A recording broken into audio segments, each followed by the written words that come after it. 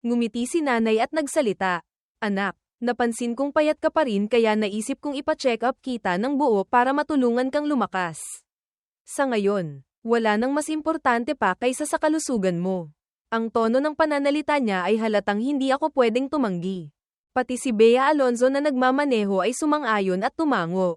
Ano pa nga bang masasabi ko?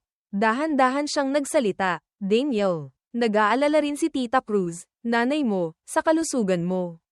Makinig ka na. Magpa-check up ka ng buo para mapanatag kaming lahat. Kasama ka ba sa lahat na yun? Bigla kong naitanong nang wala sa isip. Natahimik sandali ang loob ng sasakyan. Maya-maya, narinig ko ang mahinang tawa ni Bea. Kasama rin ako. Kaya Daniel, makinig ka na ha. Nang marinig kong kinakausap ako ni Bea na parang bata para magpa-check up. Nagsimulang mamula ang pisngi ko. Sa likod ng kotse, nagkatinginan at nagngitian sina nanay at kuya, Enrique Hill. Puno ng kasiyahan ang mga mukha. Hindi pa nakontento si Enrique. Tinukso pa ako. Nako, ang dami na naming sinabi. Hindi pala uubra sa isang salita lang ni Bea. Nakakainggit naman. Hindi naman ako tatanggi eh. Hindi naman sa hindi ako pupunta. Huwag kang ang magsalita ng kung ano-ano. Kuya, tinaasan ako ng kilay ni kuya. Tapos lumingon siya kay Bea na nagmamaneho. Bea, narinig mo ba yun? Hindi raw dahil sa'yo kaya pumayag ang kapatid ko ha. Ngumiti si Bea at nagsalita. Sige, sa susunod, pagbubutihin ko pa. Nagkakasundo silang dalawa sa pang-aasar. Kaya nanahimik na lang ako. Dinala nila ako sa pribadong ospital na pag-aari ng pamilyang Cruz. Dahil ospital namin ito, hindi na kailangang pumila. Pagdating doon, pwede nang magsimula agad ang check-up. Kaya lang, hindi ko inaasahan na sa unang procedure pa lang ay nagkaaberya na. Ang unang item ay blood extraction. Pero sa kasamaang palad, masyadong maliit ang ugat ko. Ilang beses nang tinusok ng nurse. Pero hindi niya mahanap ang tamang ugat. Naawa ng husto sina Nanay Cruz at Enrique na nanunood sa gilid. Medyo mainitan ang ulo ni kuya. Nang makitang hindi na naman tumama ang tusok ng nurse. Medyo hindi na siya natuwa. Marunong ka bang tumusok? Ginagawa mo bang praktisan yang kapatid ko? Ang batang nurse ay pinagpapawisan na rin sa kaba. Nahirapan siyang makapasok dito. Ayaw niyang mawalan ng trabaho dahil lang dito. Nakita ko ang pag-aalala sa mata ng nurse kaya mahina akong nagsalita. Kuya, okay lang. Problema ko to. Masyadong maliit ang ugat ko. Nang makita ni kuya na nagsalita na ang kapatid niya, hindi na niya masisi pa ang nurse. Ang nurse naman ay lalong kinabahan. Kaya lalo siyang hindi makatama. Tiningnan niya ang isang braso ko na ilang beses na niyang natusok. Wala nang halos mapaglagyan pa ng karayom. Halos maiyak na siya. Biglang narinig kong nagsalita si Bea sa tabi. Ako na. Napatingin ang lahat kay Bea. Nakita nilang seryoso na siyang nagdi-disinfect ng kamay niya at ng karayom. Nagtataka ko siyang tiningnan. Bea, kaya mo ba? Baka mas mabuting ipaubaya na lang sa professional. Baka hindi. Hindi ko pa natatapos ang sasabihin ko. Nakita ko ng bihasang-bihasa si Bea na hawak ang na-disinfect na karayom. Tiningnan muna niyang mabuti ang ugat sa loob ng braso ko. Tapos ay tumpak na itinurok ang karayom. Hindi ko inaasahan. Nagtagumpay si Bea sa unang subok pa lang. Medyo natulala rin ako. Tulala kong tiningnan si Bea na kalmadong tinatanggal ang gloves. Nag-aral ka ba ng medisina? Umiling si Bea. Magaan ang tono ng boses. Mukha kasing simple lang. Isang linyang parang sampal sa mukha nung nurse. Napapiksi ang gilid ng labi ni Enrique. Medyo mayabang pakinggan ang linyang iyon. Pero may karapatan si Bea na sabihin ito. Tingnan mo nga kung gaano katumpak ang pagtusok niya kanina. Hawak ko ng isang kamay ang bulak sa braso ko. Parang may mga bituin na kumikislap sa mga mata ko. Bea, ang galing mo. Ngumiti si Bea. Gusto ko lang na mabawasan ang tusok na mararanasan mo.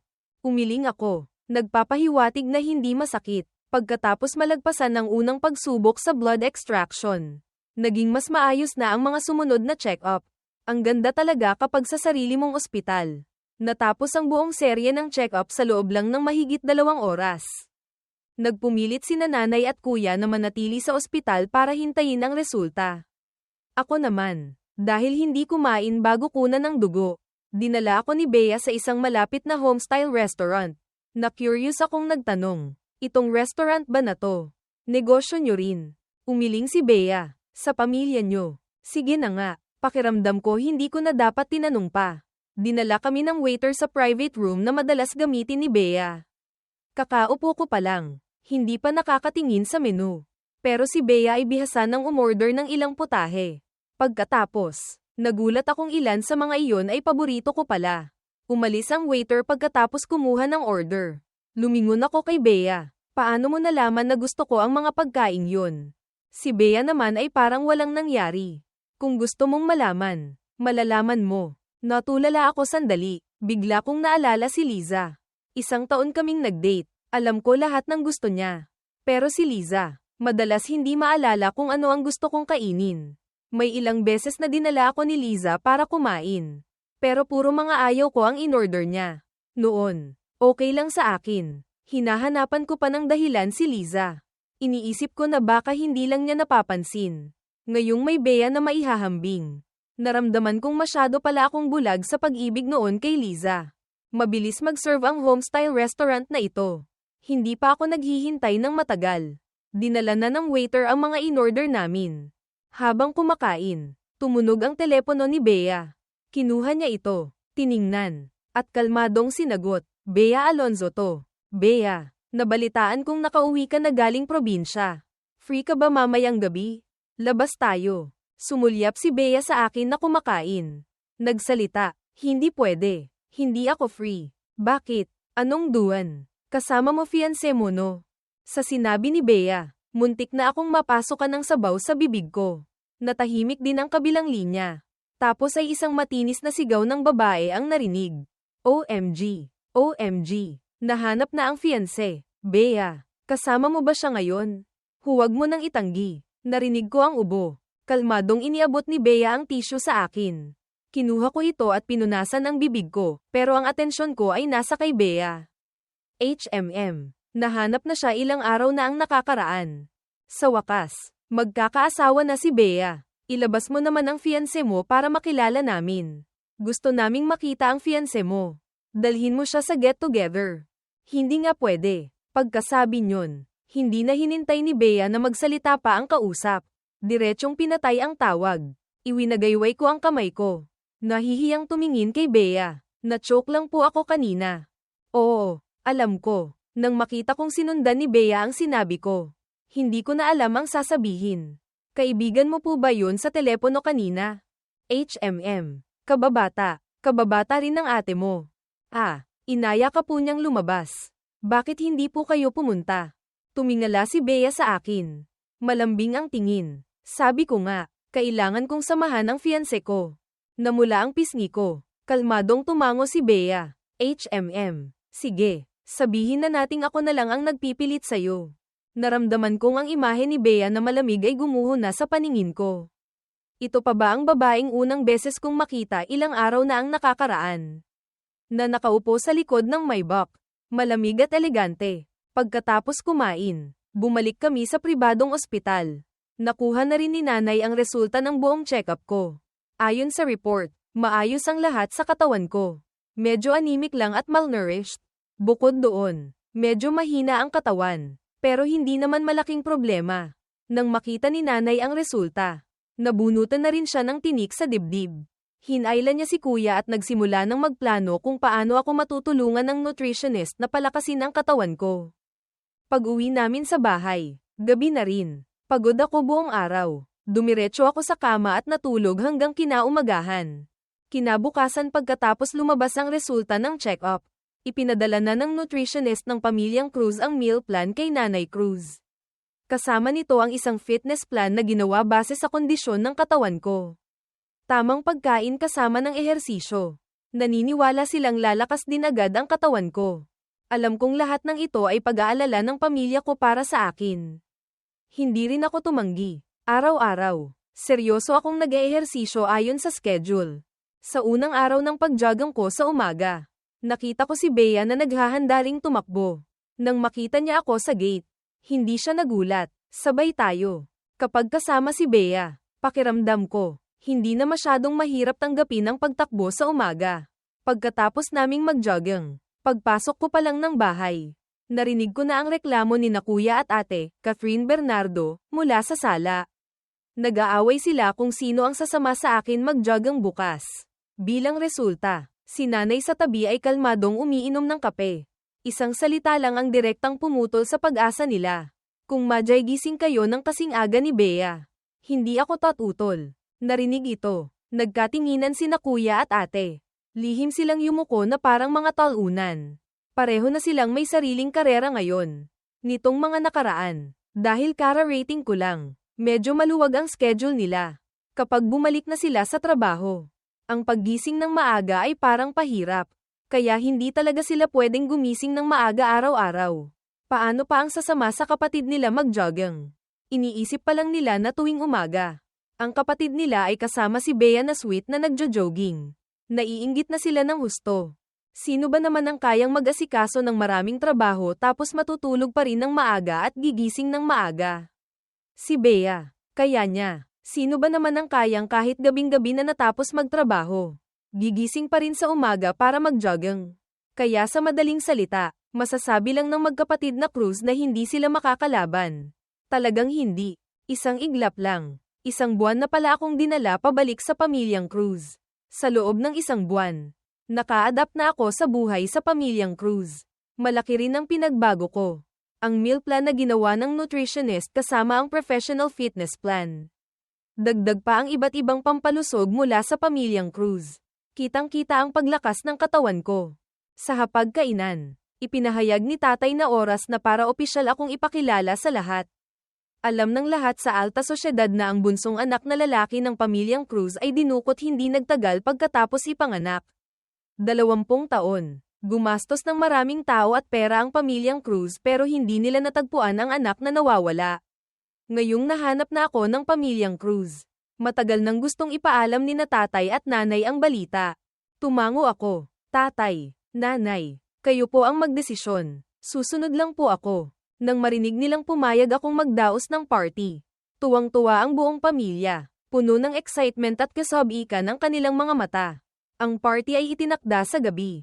7 araw mula ngayon. Sa ballroom ng pinakamarangyang hotel sa Ciudad A ang Emperador Hotel. Excited akong hinailan ni nanay at ate papunta sa high-end mall para pumili ng suit. Pero nakasalubong namin ang dati kong kaklase sa high school. Si Marco, dating TIN Tata. Ang mga suit dito, kaya mo bang bilhin? Mahirap, ang bungad niya. Dito, kahit alin dyan, mahigit 100,000 ang presyo. May mas mahal pa, 100,000, milyon pa nga. Kung masira mo, mababayaran mo ba? Hindi pa nakontento si Marco.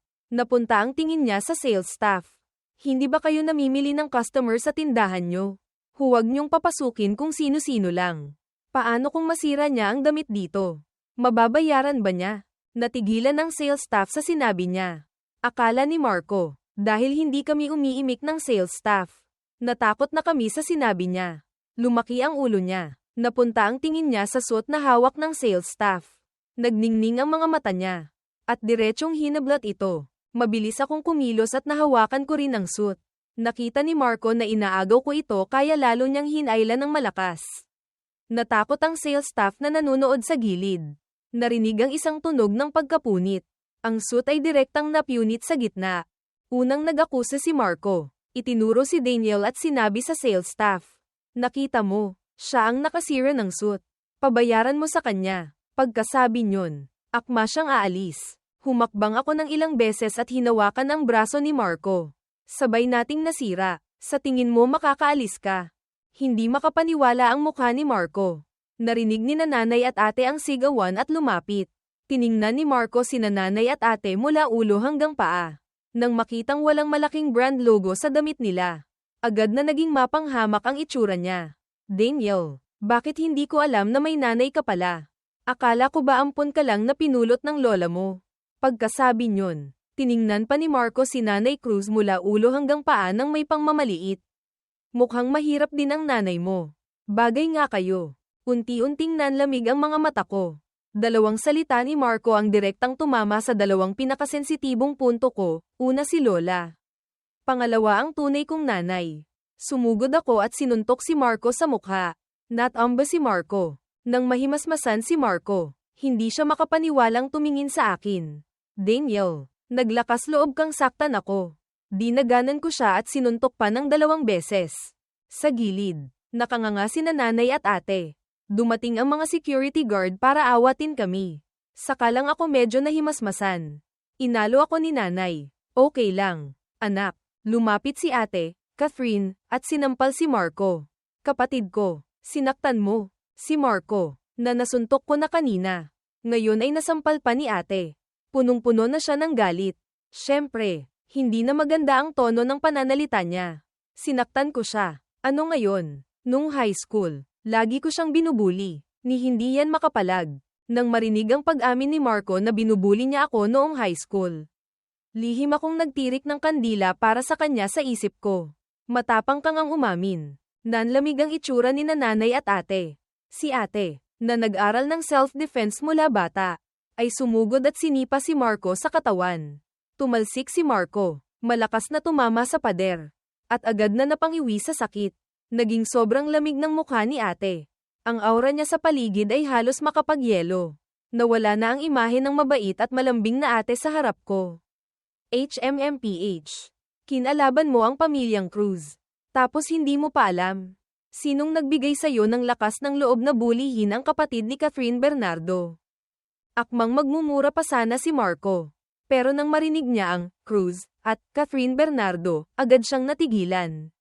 Sa sandaling iyon, ilang bodyguard na nakaitim na suot ang sumugod papasok. Walang emosyong itinuro ni Catherine si Marco sa sahig. Takpan niyo ang bibig niya. Dalhin niyo palayo. Mabilis kumilos ang mga bodyguard. Tinakpan ang bibig ni Marco. Binaliwala nila ang pagpupumiglas niya at dinala siya palayo. Huminga ng malalim si ate. Lumingon at bumalik sa pagiging mabait na ate. Nay, bunso, aayusin ko lang to. Pagkasabi niyon, umalis siya. Pagkatapos ng insidente kay Marco, wala na ring ganang mamasyal pa si nanay. Dinala niya ako sa pribadong ospital ng pamilyang Cruz at pinilit akong magpa-check up ulit. Pag-uwi sa bahay, narinig ni na tatay at kuya ang nangyari.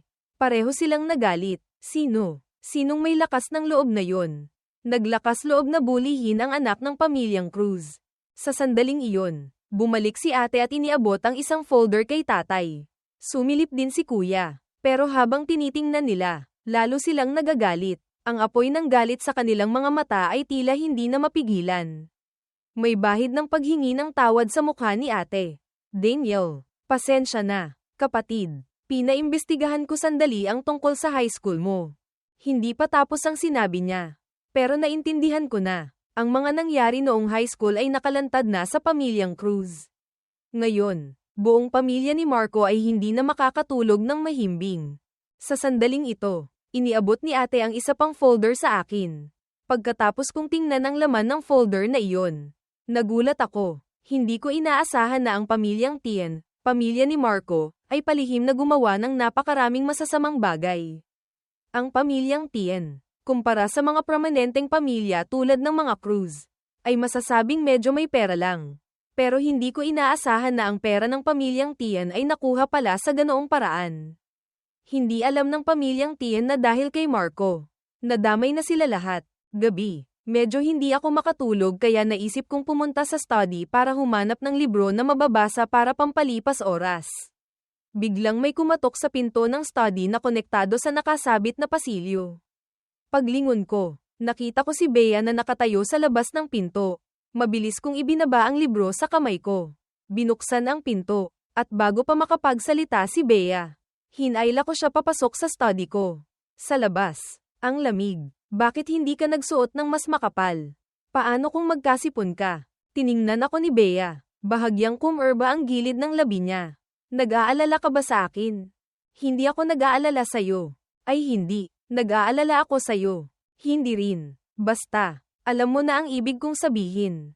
Nakita ni Bea ang natataranta kong pagpapaliwanag. Lalong lumaki ang ngiti sa gilid ng labi niya. Naiintindihan ko. Nag-aalala ka sa kalusugan ko. Nahuli niya ako. Medyo nahiya ako. Bea, akma akong magsasalita nang biglang may sinadyang ubo mula sa pinto ng kwarto ko. Pagkatapos ay narinig ko ang boses ni Enrique. Bunso, tulog ka na ba? Automatiko kong tinakpan ng kabilang kamay ko ang bibig ni Bea. Tapos sumigaw ako papunta sa pinto ng kwarto. Kuya, matutulog na po ako. Napatigil si Enrique sa labas ng pinto. Natahimik sandali bago nagsalita ulit. Sige, magpahinga ka na ng maaga. Babalik na ako sa kwarto ko. Opo kuya, good night. Paglingon ko, nasalubong ko ang nanunuksong tingin ni Bea. Napansin kong nakatakip pa rin pala ang kamay ko sa bibig niya kaya agad kong inalis ito. Pasensya na. Takot ka bang mahuli tayo ni kuya mo? Naramdaman kong natataranta ako dahil nahuli niya ako. Iniabot ko ang kamay ko at itinulak si Bea palabas ng study. Isinara ang pinto, at agad na tumakbo pabalik sa kwarto ko. Lihim akong nagdasal na pakalmayan ang sarili ko. Sinusubukang i-hypnotize ang sarili na matulog na. Pero mas gusto kong matulog. Mas lalo akong hindi makatulog. Bumaling ako sa malaking bintanang salamin ng kwarto. Kitang-kita ko ang kwarto ni Bea sa tapat. Madilim na ang kwarto ngayon. Pero ang ilaw sa study sa tabi nito ay bukas pa. Tiningnan ko ang oras sa telepono. 11:00 na ng gabi. Lihim na naman akong bumangon. Bumaba, at pumasok sa kusina. Si Bea ay nag-aasikaso ng mga dokumento ng kumpanya nang biglang may kumatok ng mahina sa pinto sa likod niya. Automatiko siyang lumingon. Tapos agad na tumayo, lumapit sa pinto at binuksan ito. Hawak ko ang isang tray, na may lamang isang mangkok ng noodles. Umaakyat pa ang usok, halatang kaluluto lang. Tiningnan ni Bea ang mangkok ng noodles. Parang may liwanag na kumislap sa ilalim ng mga mata niya. Espesyal mo tong niluto para sa akin. Kahit patanong, ang tono ni Bea ay napakasigurado. Inilapag ko ang mangkok ng noodles sa mesa. Hinayla si Bea para umupo. Mas importante ang trabaho, pero kailangan pa rin kumain. Hindi ko alam kung gusto mo to. Tikman mo. Kung ayaw mo, sabihin mo sa akin kung ano ang gusto mo. Gagawan kita sa susunod. Iniabot ni Bea ang kamay at niyakap ako. Natakot ako kaya hindi ako makagalaw. Huminga ng malalim si Bea. Pinigilan ang bugso ng damdamin. Pero hindi niya binitawan ang kamay ko para makaalis ako. Pasensya na. Medyo hindi ko napigilan kanina. Huminto sandali. Nagpatuloy si Bea. Daniel. Ang saya ko. Napatigil ako sandali. Pagkatapos ay naramdaman kong medyo malapit kami ni Bea. Hinayla ko siya palayo ng konti. Kumain ka na. Babalik na ako para matulog. Pagkasabi niyon, mabilis kong binuksan ang pinto ng study ni Bea. Tumakbo ako pabalik sa kwarto ko gamit ang pasilyo. Pinanood ako ni Bea na umalis. Hanggang sa tuluyan nang nawala ang anino ko sa paningin niya saka lang niya inalis ang tingin. Tiningnan niya ang late night snack na umuusok pa sa mesa. Tumaas ang gilid ng labi ni Bea. Kinabukasan, habang nag-aalmusal ang pamilyang Cruz, pumasok si Bea dala ang malinis na mangkok at kubyertos. Nagulat akong napatingin sa kanya. Nagdala ka ng walang laman na mangkok para makikain ng almusal. Hindi pinansin ni Bea ang panunukso ko. Napunta ang tingin niya sa akin. Hindi. Nandito ako para magpasalamat sa late night snack mo.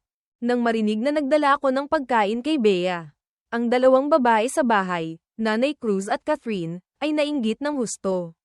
Sa kabilang banda, sa airport, si James Reed, masiglang inakbayan si Liza Soberano palabas.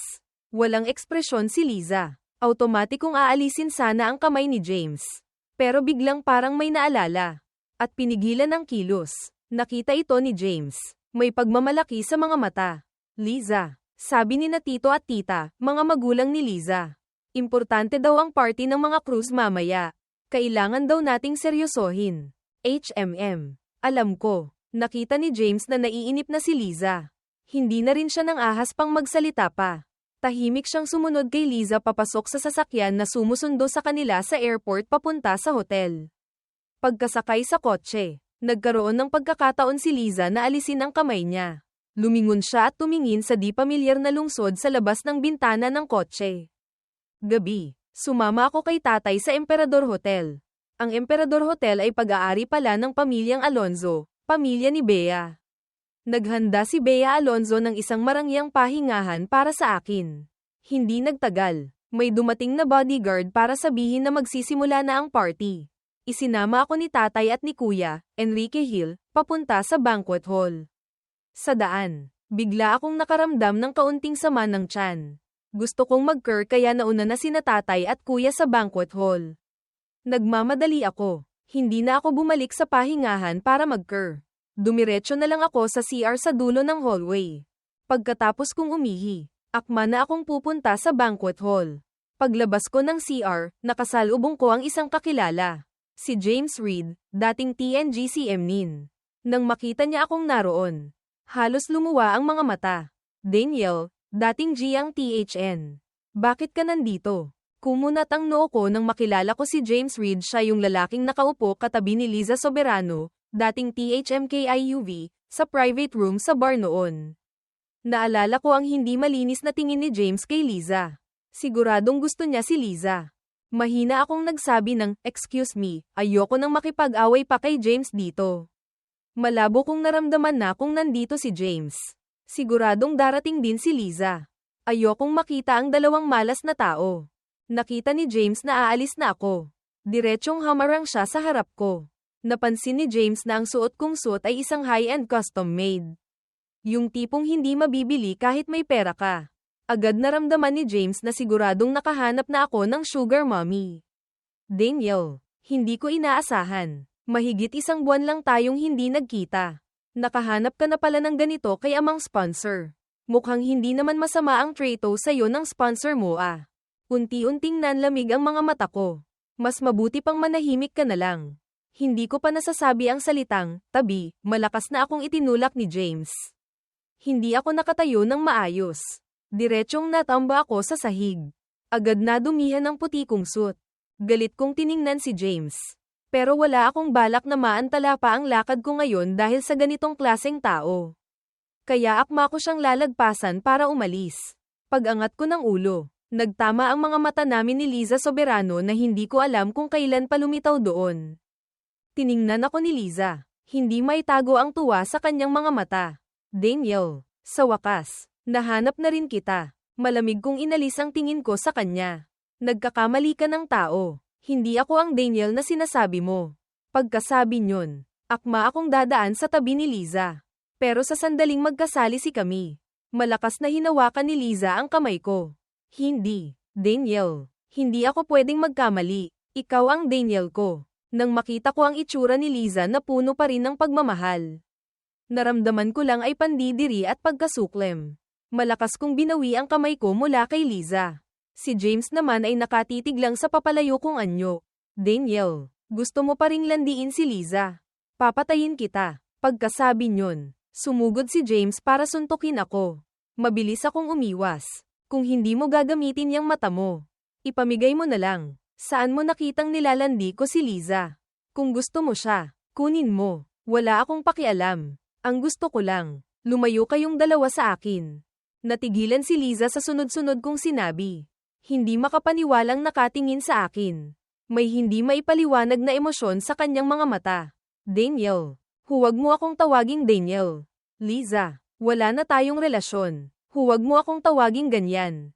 Nandidiri ako. Nasaktan si Liza sa matinding pagkasuklem sa mga mata ko. Napaatras siya ng 2 hakbang. Nangangatog. Hindi ko pinansin si Liza. Tumingin ako kay James nang may galit. Alagaan mong mabuti ang babae mo. Ay nako, hindi ako kumakain ng tira-tira.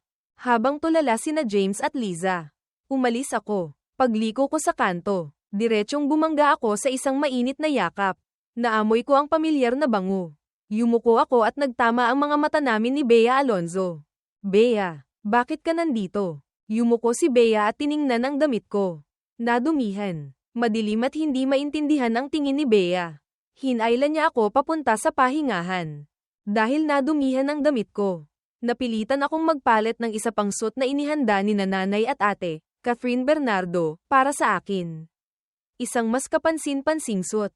Naghintay si Bea sa labas. Paglabas ko, diretsyong napunta ang tingin ni Bea sa akin. Namula ang pisngi niya. Pinuri ako. Ang gwapo. Unang beses kong magsuot ng ganitong damit kaya medyo hindi rin ako sanay. Inakbayan ako ni Bea, at sabay kaming lumabas ng pahingahan. Lumitaw kami sa banquet hall sa ilalim ng atensyon ng lahat. Ang mga tao sa loob at ang spotlight ay sabay na tumutok sa amin. Sa sandaling tumama ang spotlight, medyo kinabahan ako. Mahinang nagsalita si Bea. Huwag kang kabahan. Isipin mo lang na mga repolyo't labanos sila. Ang pag-alo ni Bea ay talagang nakabawas sa kaba ko. Sa paglitaw ko, opisyal na ring nagsimula ang party. Ang unang sayaw ay para sa amin ni Bea. Agad na namatay ang mga ilaw sa banquet hall. Isang spotlight na lang sa gitna ang natira. Gumawa ako ng maginoong kilos kay Bea. Dahan-daang ipinatong ni Bea ang kamay niya sa palad ko. Hinawakan ko ang kamay ni Bea. Dinala niya ako papunta sa ilalim ng spotlight. Tumugtog ang malamyos na musika. Si Bea, na para bang ilang beses nang nagpraktis, ay marahang ipinatong ang kamay sa balikat ko. Habang ang kamay ko naman ay yamakap sa kanyang balingkinitang baywang. Nang matulala ako, dinala na ako ni Bea para magsimulang sumayaw. Mabilis kong nasabayan ang ritmo ni Bea. Magkasabay kaming sumayaw ng elegante sa gitna ng malaking banquet hall. Habang sumasayaw, unti-unti kong nakalimutan ang mga bisita sa paligid. Si Bea na lang ang nasa paningin ko.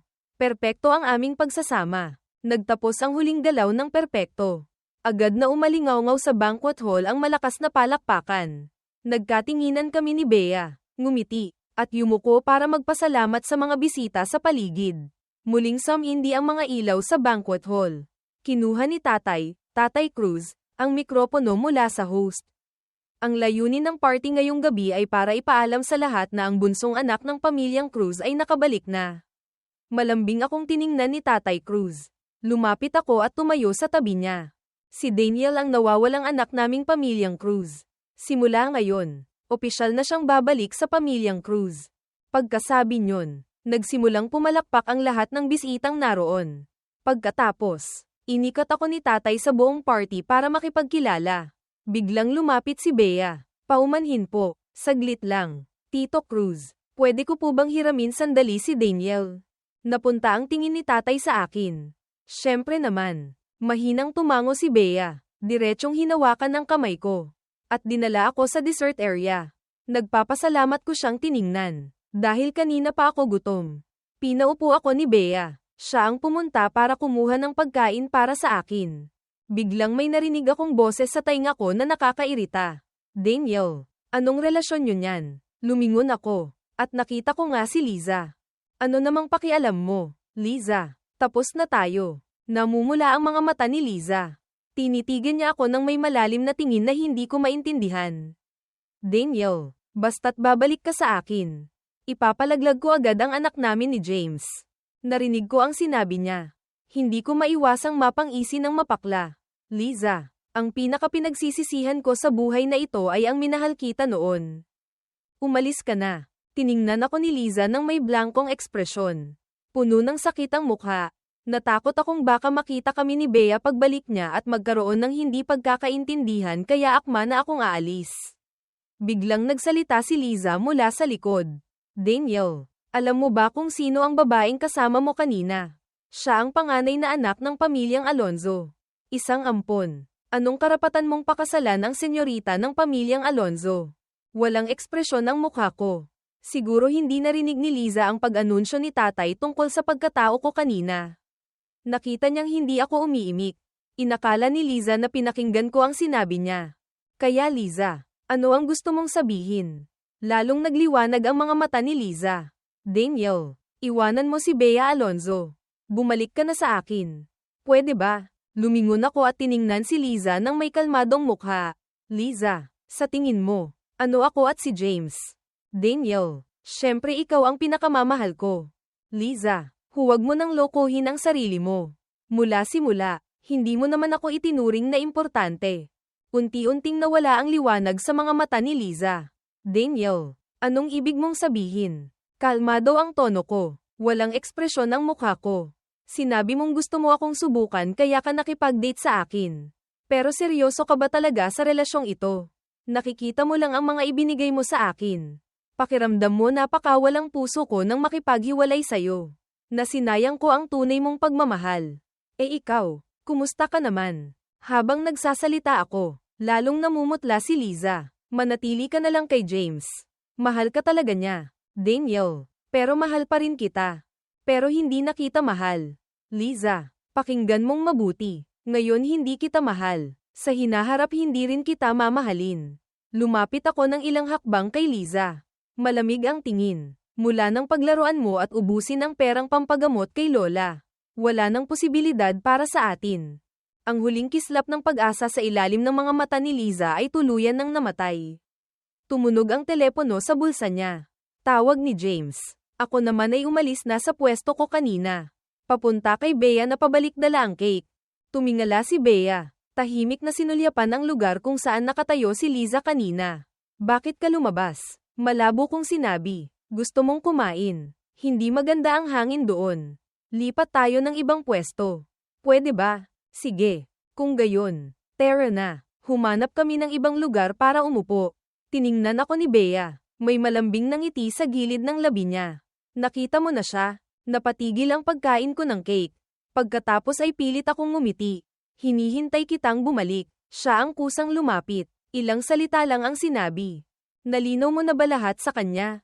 Nalinaw na. Pangako ko. Ito na ang huling beses. Sa susunod, kahit makita ko siya sa daan, ituturing ko siyang estranghero. Mabuti naman kung ganun. Laging ganito si Bea. Hindi masyadong nagtatanong. May tamang pag-uugali. Pakiramdam ko. Napaka-komportable kong kasama siya. Bea, napakagaling mo. Siguradong maraming lalaki ang may gusto sa'yo. No, nakipag-date ka na ba dati? Nang itanong ko ito, hindi ako makatingin sa mga mata ni Bea. Mas natatakot akong marinig na oo ang sagot niya. Natatakot din akong sabihin niyang may iba siyang gusto. Natahimik ng matagal. Kinakabahan ako na halos hindi makahinga. Pero hindi pa rin nagsasalita si Bea. Hindi ko napigil ang tumingala sa kanya. Pero nakita kong nakatingin si Bea sa akin nang may ngiti sa mukha. Kung papayag ka, hindi ako magdadalawang isip na ibigay ang first love ko. Natataranta akong yumuko. Nagkunwaring kumain ng isang piraso ng cake. Pero pakiramdam ko, mas matamis pa sa cake ang nasa puso ko. Nang malaman kong ako ang unang nagustuhan ni Bea. Ang tuwa sa puso ko ay higit pa sa inaakala ko. Hindi ko malinaw na sinabing pumapayag akong makasama si Bea. Hindi rin nagtanong pa si Bea. Nagkakaintindihan kami. Napaka-compatible. Pagkatapos ng party na iyon, hindi ko na ulit nakita si Liza. Hindi ko na rin nakita si James. Mula nang isa publiko ang pagkatao ko sa alta sosyedad. Sunod-sunod ang mga imbitasyon sa akin para lumabas. Pero pagkatapos lumabas ng 2 beses, ayoko nang lumabas pa. Ngayong araw, umuwi sina tatay at mga kapatid ko galing trabaho. Sakto namang lumabas ako galing kusina. Tay, mga kapatid, nakauwi na po kayo. Maghugas na po kayo ng kamay. Kain na tayo. Nang marinig ni tatay na ako mismo ang nagluto. Tuwang-tuwa siya na hindi malaman ang gagawin. Umupo ang lahat at tiningnan ang mesang puno ng masasarap na pagkain. Hindi nawala ang ngiti sa gilid ng kanilang mga labi. Inabutan ko sila ng mga pagkaing gusto nila. Unti-unti, napansin din nila ang kakaiba kong sigla. Ibinaba ni nanay ang kubyertos. May malambing na ngiti sa mukha. Daniel, anak, may gusto ka bang sabihin sa amin? Nang sabihin ito ni Nanay Cruz, ibinaba na rin ng 3 pa ang kanilang mga kubyertos. Puno ng kuryusidad na tumingin sa akin. Natigilan ako. Dahan-dahan ding ibinaba ang kubyertos ko. Halata po ba? Sabay-sabay na tumango ang 4 na miyembro ng pamilya. Nakita kong nahuli na ang maliit kong sikreto kaya napilitan akong umamin. Tay, Nay, Kuya, Ate, gusto ko po sanang pag-usapan natin ang isang bagay. Nang makita ang seryoso kong mukha, hindi maiwasang magseryoso rin ang 4 na miyembro ng pamilyang Cruz. Gusto ko po sanang lumabas para magtrabaho. Pwede po ba? Pagkasabi ko nito, naging sobrang tahimik ng dining room na maririnig mo ang pagbagsak ng karayom. Maya-maya, biglang huminga ng maluwag si tatay. Akala ko naman kung ano na ang sasabihin mo. Gusto mo lang palang magtrabaho. Walang problema. Daniel, bukas. Hindi po, tay. Ayoko pong pumasok sa kumpanya natin. Natigilan si Tatay Cruz. Kung gayon, ang ibig mong sabihin, gusto mong umasa sa sarili mo. Magsimula sa pinakamababang posisyon. Pagkasabi nito, nagkatinginan sandali ang 4 na miyembro ng pamilyang Cruz. Medyo natahimik sila. Nag-isip sandali si Tatay Cruz. Dahan-daang nagsalita. Daniel, anak, ayaw mong pumasok sa kumpanya namin ni kuya mo. Kung gayon, ganito na lang. Hahanap si tatay ng ibang kumpanya. Doon ka na lang pumasok agad. Sa tingin mo, okay ba yun? Alam ko ang mabuting intensyon ni Tatay Cruz. Pero magalang ko pa ring tinanggihan. Alam kong ayaw nilang makita akong nahihirapan magsimula sa mababang posisyon. Pero alam ko rin ang kakayahan ko. Gusto kong umunlad. Gusto kong maging mas mahusay na bersyon ng sarili ko kaya naisip kong umalis sa kumpanya ng pamilyang Cruz. Biglang iniba ni tatay ang usapan. Daniel, pumunta ka na lang sa kumpanya ni Bea para magtrabaho. Kung gusto mong magsimula sa mababang posisyon, pwede rin. Hindi ko inaasahan na papayag si tatay. Hindi ako papasok sa kumpanya ng pamilyang Cruz. Pero sa kumpanya ni Bea. Hindi ba't parang sa kumpanya rin ng pamilyang Cruz yun? Na para bang nakita ang pag-aalinlangan ko. Nagsalita si nanay. Si Bea. Anak, nakita ko siyang lumaki. Napaka-professional niya. Magandang bagay na gusto mong sanayin ang sarili mo. Bagay na bagay din na pumunta ka sa kumpanya niya. Nang makita kong medyo nag-aalangan ako. Sumali na rin si ate, Catherine, sa pagkumbinsi. Tuluyan na akong nakumbinsi kaya pumayag na ako. Naghanda na akong pumasok sa kumpanya ni Bea pagkatapos ng bagong taon. Hating gabi, kumatok si Bea sa pinto ng study ko. Paglingon ko, nakita kong si Bea pala. Ngumiti ako at binuksan ang pinto. Pasok ka, bakit hindi ka pa rin nagsusuot ng mas makapal? Tiningnan ko ang manipis na pantulog na suot ni Bea. May bahid ng pagsaway sa boses ko. Bahagyang kumerba ang gilid ng labi ni Bea. Narinig ko na. Sinabi ni ate, original, Jiang said it. Sinabi ang ano, yung tungkol sa pagpasok ko sa kumpanya mo pagkatapos ng bagong taon. Nahimasmasan ako, biglang nakaramdam ng kaunting hiya. Hindi mo naman kailangang bigyan ako ng espesyal na atensyon. Susundin ko ang mga patakaran ng kumpanya mo. Tiningnan ako ni Bea. Hindi nagsalita. Maya-maya, saka lang siya nagsabi. Hindi kita bibigyan ng espesyal na atensyon. Nang marinig ang pangako ni Bea, nakahinga ako ng maluwag. Kung gayon, pumunta ka rito ng ganito ka-late para lang sabihin yan. Hindi. Pumunta ako para makita ka. Yung mga bagay na yun. Sinabi ko lang. Nag-ulo ang puso ko. Nagkunwari akong walang pakialam sa mukha ko. Ganun ba? Yumuko si Bea at inilapit ang mukha sa harap ko. Hindi mo ba ako gustong makita? Hindi naman sa ganun. Ang ibig kong sabihin, magkalapit lang naman tayo. Kung gusto mong makita ako. Hindi ba't napakadali lang? Tama si Daniel. Pagkasabi nyon, bigla silang natahimik. Maya-maya, dahan-daang nagsalita si Bea. Malapit na ang katapusan ng taon. Baka medyo maging busy ako. Pagod na si CEO Bea. May kumikislap na liwanag sa mga mata ni Bea. Kung gayon, pwede mo ba akong yakapin? Natigilan akong tumingala kay Bea. Puno ng ngiti ang gilid ng labi niya. Kung mayayakap mo ako, baka hindi na ako makaramdam ng ganitong pagod. Halos kasabay ng pagtatapos ng salita ni Bea. Niyakap ko siya. Pinigilan ko ang sarili ko para maging normal ang boses ko. Ganito ba? Narinig ko lang sa tainga ko ang mahinang tawa ni Bea. Daniel, bakit ang sunod sa nyerin mo? Mahina akong bumulong. Hindi ba't gusto mong yakapin kita? Oo nga, ako ang humiling. Hindi na pinahaba ni Bea ang usapan tungkol dito. Iniba niya ang usapan. Pagkatapos nitong busy season, mag-hot spring tayo. Nang marinig ko ang hot spring, agad na nagningning ang mga mata ko. Nakita ni Bea ang umaasa kong itsura. Bahagyang kumerba ang gilid ng labi niya. Pagkatapos ay parang may naalala si Bea. Yung kapatid kong lalaki. Uuwi na galing abroad sa mga susunod na araw. Gusto ka raw niyang makilala. Alam kong may kapatid na lalaki si Bea na nag-aaral sa ibang bansa.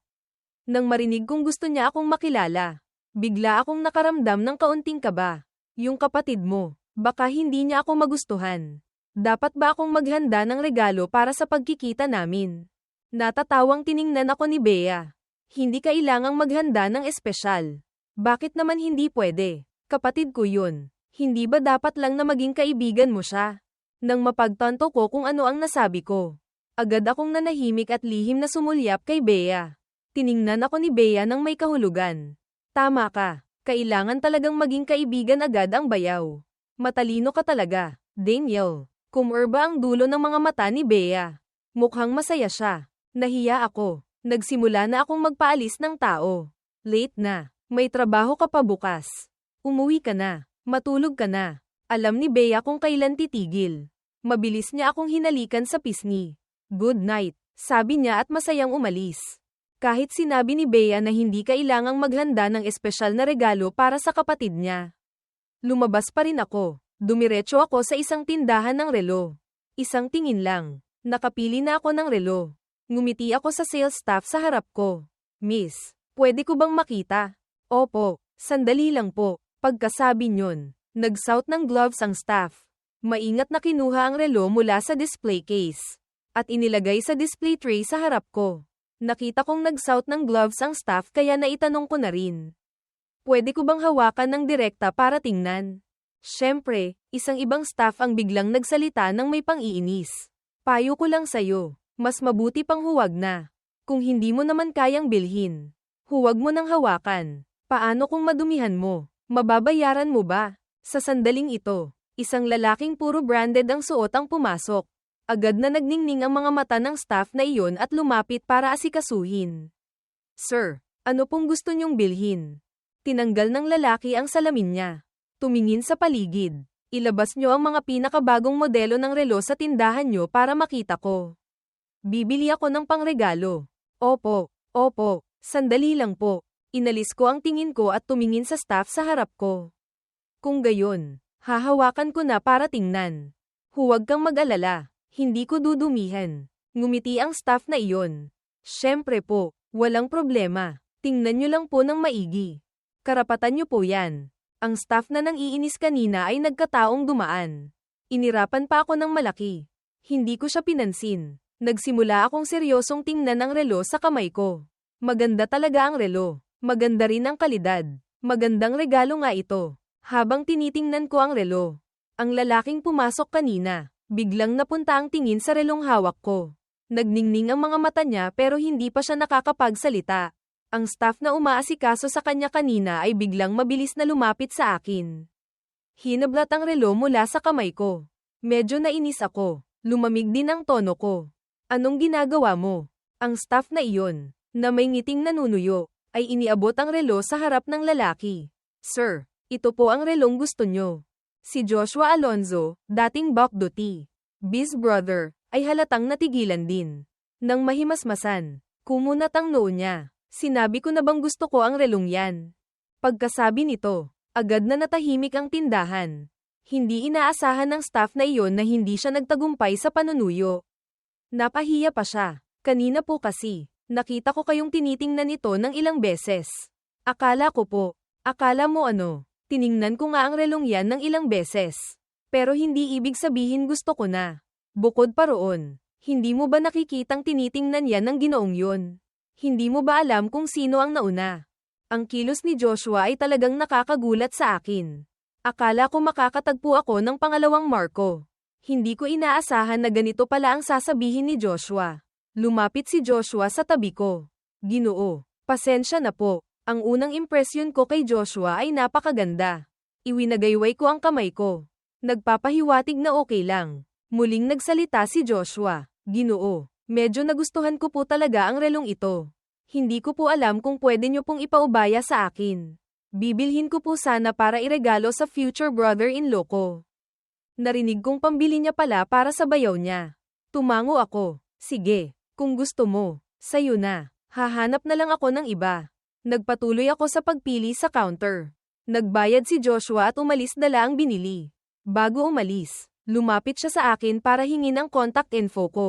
Sabi niya naramdaman niyang magaan ang loob niya sa akin. Maganda rin naman ang impresyon ko kay Joshua kaya nagpalitan kami ng contact info.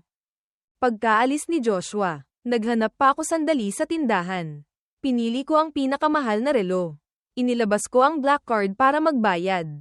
Nang makita ang gold black card, ang staff na nang maliit sa akin kanina. Halos lumuwa na ang mga mata. Agad siyang nagbago ng ugali. Ngumiti at lumapit para manuyo. Ginoo, tulungan ko na po kayong ibalot. Ngumisi si Daniel habang tinitingnan siya. Ako, isang mahirap. Ayaw kong pagsilbihan mo. Pasensya na. At tanggal ka na sa trabaho. Nang marinig ang unang kalahati ng pangungusap, nanatili pa ring nakapako ang ngiti sa mukha ng staff. Pero nang marinig ang huling kalahati, gumuho ang ngiti niya. Ang nanunuyong itsura ay napalitan ng galit. Sino ka ba sa akala mo? Gusto mo akong tanggalin? Managinip ka. Natuwa ako sa narinig ko. Oh, Manager ka ba rito? Agad na naging mayabang ang itsura niya. Hindi ako natatakot sabihin sa'yo. Ang ninang ko ang manager ng mall na ito. Naintindihan ko na. Tumango ako. Nagkunwaring natatakot at tinapak-tapik ang dibdib ko, pero puno ng tuwa ang mga mata ko. Nako, takot na takot ako. Akala ko pa naman may-ari ng mall ang ninang mo. Manager lang pala ng mall. Pagkasabi nyon, kinuha ko ang telepono ko at tumawag. Mabilis lang. Isang babaeng nasa katanghaliang gulang ang pumasok. Sa likod niya ay may isa pang matabang babae na nasa katanghaliang gulang din. Nang makita ng staff ang matabang babae, agad nagbago ang itsura niya. Para siyang paru-parong lumipad mula sa likod ng counter. Diretsyong hinawakan ng kamay ng matabang babae. At nagsalita, "Ninang, kailangan niyo po akong tulungan." Sinasabi ng taong ito na gusto niya akong tanggalin. Ang matabang babae na tinawag na ninang ay pinagpapawisan na ngayon. Gustong-gusto na niyang itakwil ang lalaking ito. Napunta ang tingin ko sa kabilang babaeng nasa katanghaliang gulang. Manager. Agad lumapit ang babaeng iyon sa tabi ko. "Sir Daniel, ano po ang maipaglilingkod ko?" Nang makita kong gaano kagalang ang mall manager sa akin, lalong dumami ang malamig na pawis sa noo ng matabang babae. Ngumisi si Daniel habang tinitingnan ng babaeng nasa katanghaliang gulang. "Manager, sa tingin ko, para sa imahe ng mall, hindi ba dapat tanggalin ang ganitong klaseng empleyado?" Tumingin ako sa matabang babae at sa staff na nakatayo sa gilid. Sa sandaling ito, hindi na nakapagtimpi pa ang matabang babae. Itinulak niya palayo ang staff. Puno ng ngiti ang mukhang lumapit sa harap ko. "Sir Daniel, kung gusto niyong tanggalin ang empleyadong ito, sige po, pero pwede niyo po ba akong patawarin? May matatanda po at bata sa bahay namin." Malamig ko siyang sinulyapan. Agad na intindihan ng mall manager ang ibig kong sabihin. Lumingon siya sa staff. Malamig ang boses. "Tanggal ka na." Kinuha ko ang nakabalot na relo at umalis. Ang mall manager mismo ang naghatid sa akin sa pinto. Pagkatapos akong makitang lumayo, bumalik siya sa tindahan ng alahas kanina. At ang staff na hindi mapanghusga at masigasig na nagsilbi sa akin ay na-promote bilang store manager. Sumakay ako ng kotse pauwi. Pagpasok ko pa lang ng bahay, sinalubong na ako ng tagapamahala. "Sir Daniel, nakauwi na po kayo." Mayroon po bang nangyari?" Sinabi ng tagapamahala na nakauwi na si Ma'am Cruz, nanay. At dumating din si Sir Joshua mula sa pamilyang Alonzo. Medyo natigilan si Daniel. Pagkatapos ay nahimasmasan. Joshua siguro ang pangalan ng kapatid ni Bea Alonzo. Tiningnan ko ang paper bag na may lamang relo sa kamay ko. Bigla akong nakaramdam ng kaunting pananabik sa pagkikita namin ni Joshua. Hindi pa ako nakakapasok sa pinto. Narinig ko na ang tawanan at kwentuhan mula sa sala. Bukod dito, dumating din pala ang nanay ni Bea. Binilisan ko ang paglakad papasok ng sala. "Nay, nakauwi na po ako." Narinig ito. Sabay-sabay na lumingon ang ilang taong nakaupo sa sala. Nakita ko rin si Joshua Alonzo sa sofa sa sala. Ikaw pala." Tumayo si Joshua Alonzo mula sa sofa. "Ikaw pala ang bunsong anak ni Tita Cruz, nanay mo. Yung nawala ng mahigit 20 taon. Tumango ako. Biglang iniabot ni Joshua ang kamay at hinawakan ang kamay ko. "Ikaw pala ang future brother-in-law ko." Sayang. Iniisip ko pa naman kung paano ipapakilala itong gwapong dekalidad na lalaki sa ate ko. Si Daniel, dating Jiang THN, ay nailang sa pagiging masigasig ni Joshua. Sakto namang hinayla ni Bea Alonzo si Joshua palayo. "Joshua, tinatakot mo siya." Hinayla ako ni Bea sa tabi niya. Tumingin si Joshua sa amin. "Brother-in-law, tingnan mo, walang kwenta tong ate ko."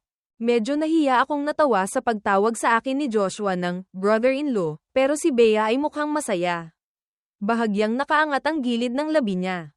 Kinuha ni Joshua ang relong binili niya kanina at iniabot sa akin. "Hindi ko inaasahan. Sa'yo pa rin pala mapupunta ang relong to." "Brother-in-law." Iniabot ko rin ang red along pinili ko para kay Joshua. "Sana magustuhan mo rin." Tinanggap ni Joshua ang kahon at binuksan ito. Sa sandaling makita niya ang relo. Nagningning ang mga mata niya. "Brother-in-law, ang ganda ng taste mo." Pakiramdam ko, hindi karapat-dapat ang ate ko sa'yo. Hindi pa tapos magsalita si Joshua ay tinakpan na ni Bea ang bibig niya. Pinandilatan siya ni Bea bilang babala. Nanahimik siya. "Joshua, binabalaan kita. Huwag kang magsalita ng kung ano-ano sa brother-in-law mo. Sumulyap si Joshua sa aming dalawa. Ate, takot ka talagang ayawan ka ni brother-in-law no? Ha ha ha. Akma akong magsasalita para magpaliwanag. Si Joshua naman ay may itsurang.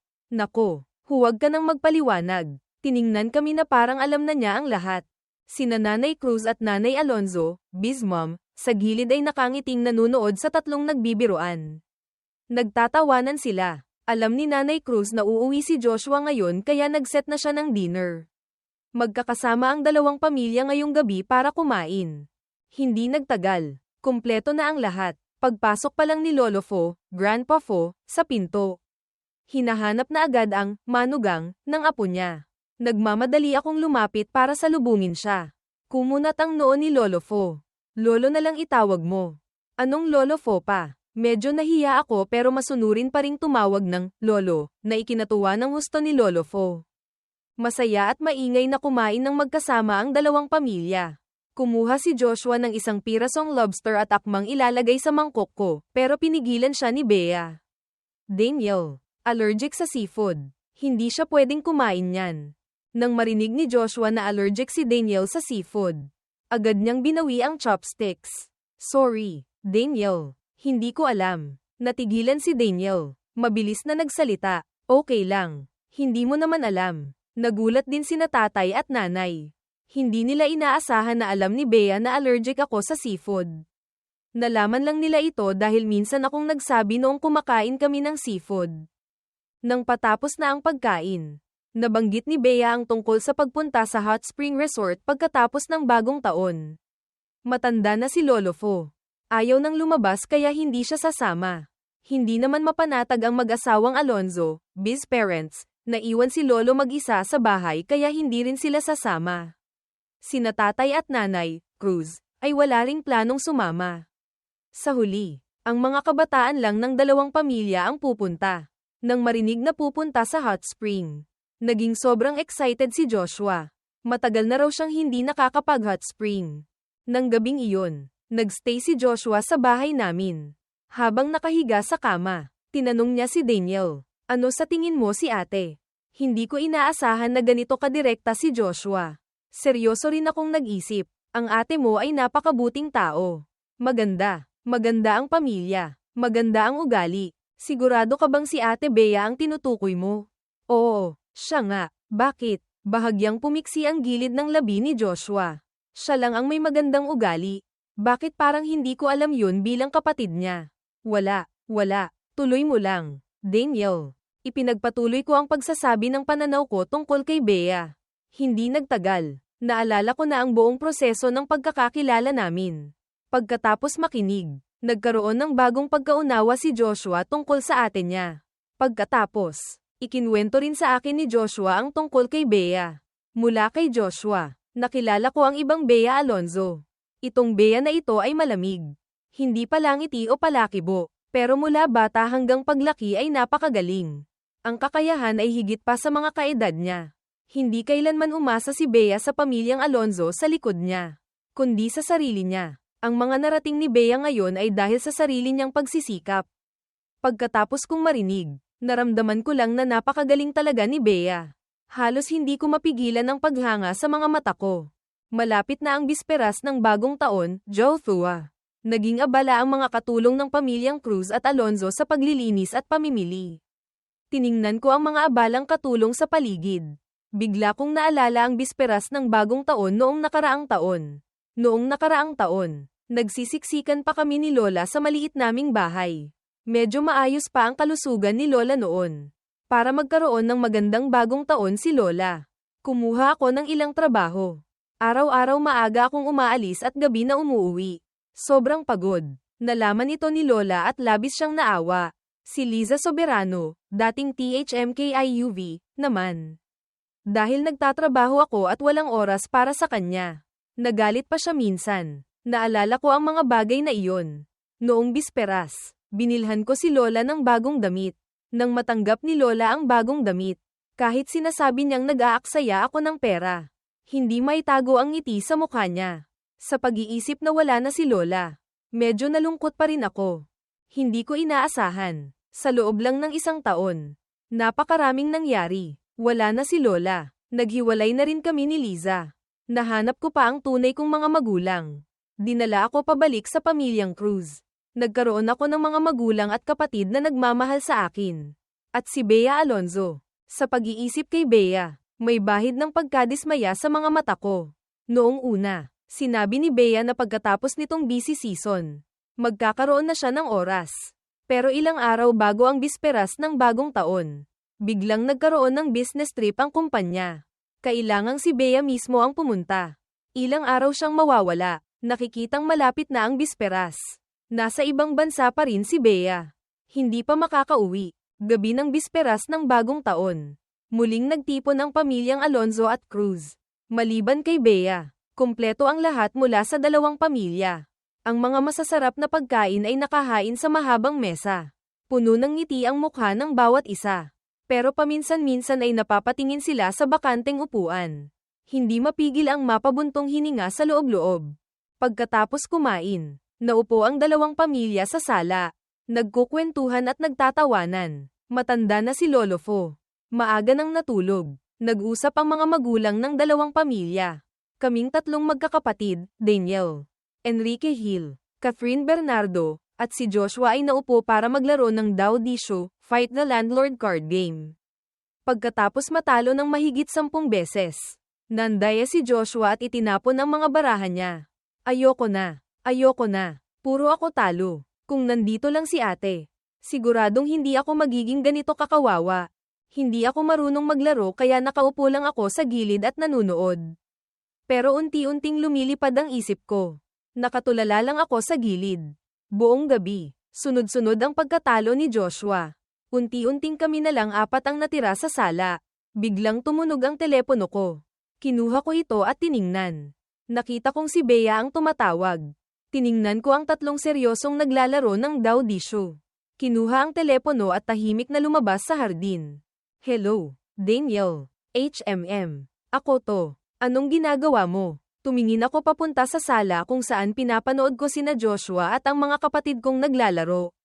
Sandaling natahimik ang kabilang linya bago narinig ang malinaw na boses ni Bea. Daniel, miss mo ba ako? Bago pa ako makasagot, naunahan na ako ni Bea. Miss kita. Napabuka ang bibig ko. Kung gayon, kailan ka uuwi? Hindi ko alam kung guni-guni ko lang ba. Pero narinig ko ang mga yabag mula sa kabilang linya. Sa susunod na segundo, umalingaw-ngaw ang malinaw na boses.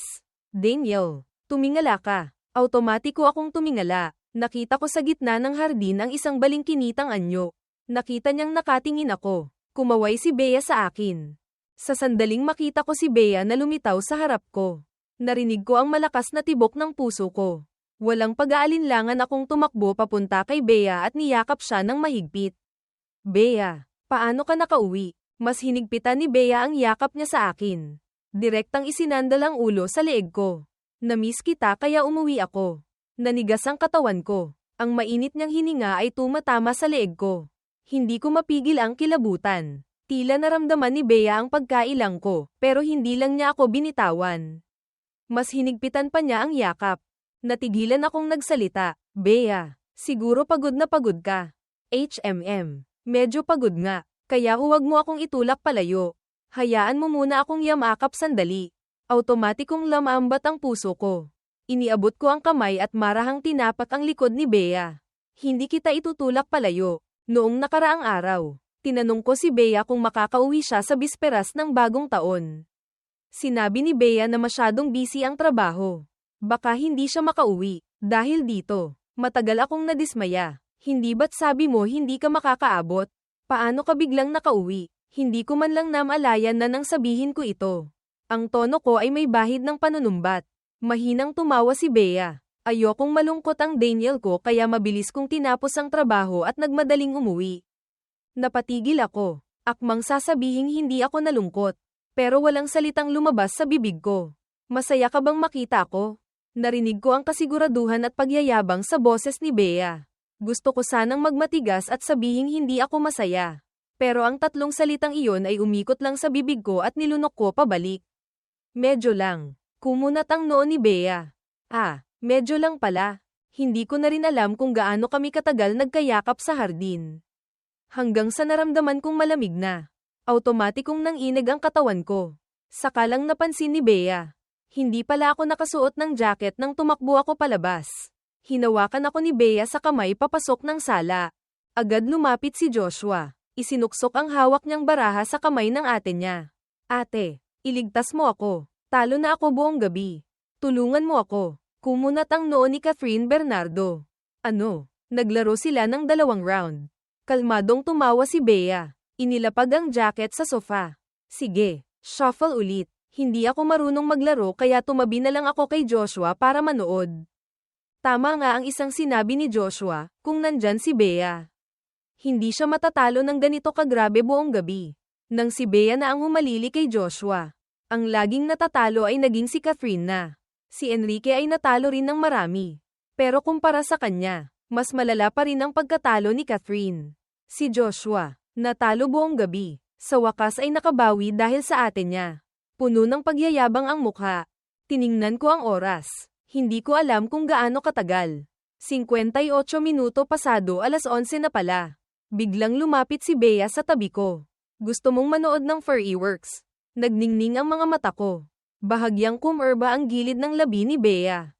Hinawakan niya ako sa kamay papunta sa flower garden. Hating gabi, tahimik sa labas. 5 kaming nakatayo sa hardin. Nang matapos ang huling segundo ng countdown para sa bagong taon, 12:00. Pumutok sa langit ang unang Furryworks. Sinundan ng pangalawa, pangatlo. Maningning ang mga Furryworks. Sunod-sunod na namumulaklak sa kalangitan. Lumingon ako kay Bea. Ako ang nagayos niyan. Gusto mo ba? Gusto ko ang maningning na Furryworks. Sa ilalim ng Furryworks, sabay kaming nagsalita ni Bea. Bea, Happy New Year. Daniel, Happy New Year. Nagkatinginan kami at ngumiti. Naramdaman kong mas humigpit ng kaunti ang pagkakahawak ng kamay niya sa kamay ko. Nag-alinlangan ako ng ilang segundo. Hinigpitan ko rin ng bahagya ang hawak ko. Sa huli, nagkahawak ang aming mga daliri. Pagkatapos manood ng Furryworks, tapos na ang bagong taon. Bawat isa ay bumalik na sa kanya-kanyang kwarto para matulog. Tanghali kinabukasan, wala sina Bea at Joshua sa sala ng mga cruise. Bigla akong nakaramdam ng kaunting paninibago. Pagbaba ko ng hagdan, si Kuya, Enrique, lang ang nakita ko. Wala rin si ate. Kuya, nasaan si ate? Daniel, gising ka na pala. Si ate mo. Pumunta sa bahay ng mga Alonzo sa kabila. Anong ginagawa niya doon? Hindi pa nakakapagpaliwanag si Enrique. Biglang may narinig na ingay mula sa pinto. Kasunod ang mga yabag na palapit ng palapit. Narinig ang boses ni Catherine. Hoy, UY Anton. Original, Laya. Mamaya kapag nakita mo ang kapatid ko. Tigilan mo yang kaingayan mo ha. Huwag mo siyang takutin. Sumagot ang isang hindi pamilyar na boses. Oo na. Oo na. Magpipigil na ako. Okay na. Sa wakas, makikita ko na rin si brother-in-law. Si Ate Bea dati. Tago ng tago. Ayaw kaming ipakilala. Ang damot. Naguguluhan akong tumingin sa pinto. Nakita ko ang isang grupo ng tao na pumasok mula sa labas. 3 sa kanila ay hindi ko kilala. Habang tinitingnan ko sila, tinitingnan din nila ako mula ulo hanggang paa. Isang mukhang cute at halatang friendly ang nagsalita. Ito ba si brother-in-law?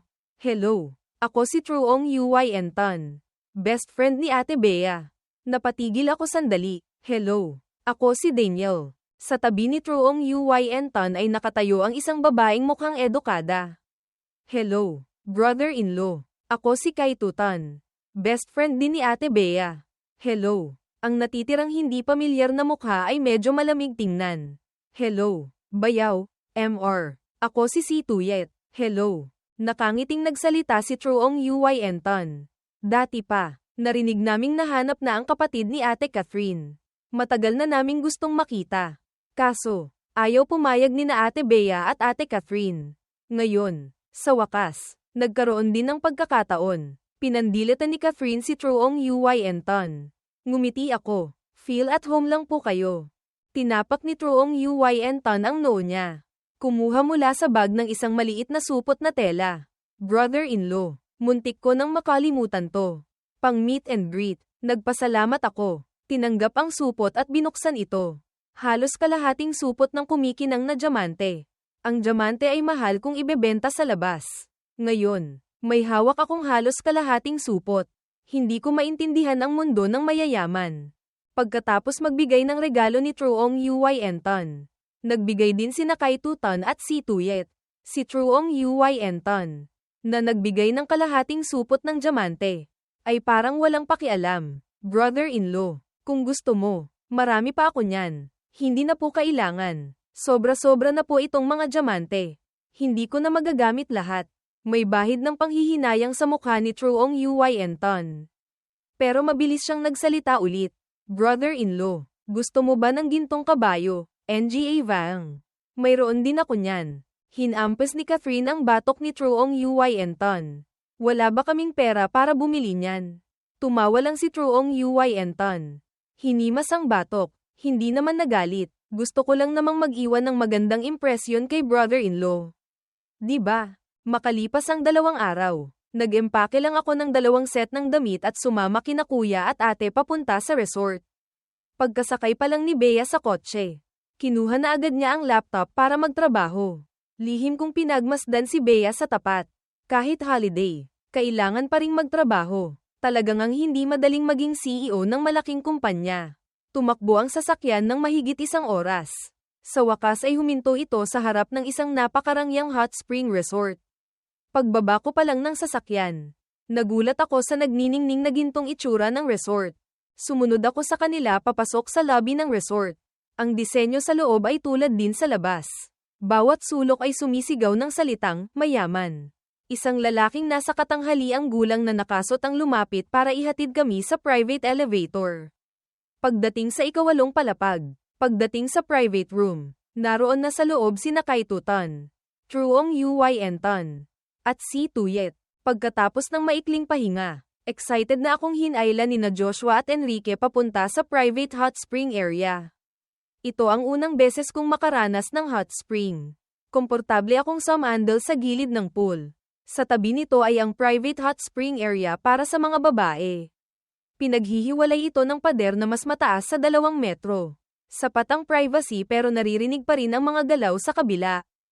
Pagkatapos kong maligo, lumabas ako ng pool. Kasabay noon, lumabas din si Bea mula sa pambabaeng bathing area. Nagkita kami sa hallway. Tapos ka na rin maligo. Tahimik na inalis ni Bea ang tingin. Pabalik ka na ba sa kwarto? Magpapalit lang ako ng damit. Sakto, pabalik na rin ako. Sabay na tayo. Magkatabing naglakad ang 2 sa hallway. Biglang may narinig na nagmamadaling mga yabag mula sa likod. Lumingon si Bea. Iniabot ang kamay at hinayla ako piakap. Isang babae ang nagmamadaling dumaan. Bigla akong nahila piakap sa kanya. Ang isang kamay ko ay hindi sinasadyang napunta sa dibdib niya. Ramdam ko ang init ng balat ni Bea. Ang puso sa ilalim ng palad ko ay malakas na tumitibok.